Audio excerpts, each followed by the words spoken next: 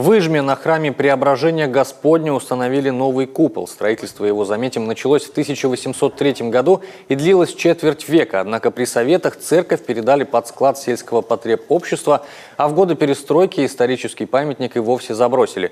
Местные жители неоднократно поднимали вопрос о восстановлении, но на ремонт здания не было ни средств, ни сил. И вот в феврале прошлого года в Ижме собрался попечительский совет. Храм решили восстанавливать всем миром. Радуешься за Ижму, радуешься, что вот это все возрождается. Ну, конечно, это очень большой шаг. И, как говорится, дай Бог, конечно, чтобы все дальше у нас вот так все хорошо получалось. Работы пройдут в 3 этапа: установка купола и алтарной части, укрепление фундамента, стен и перекрытий. Монтажу маковки предшествовал молебен, который провел епископ Воркутинский и Усинский Марк. Он осветил крест и благословил строителей на проведение работ.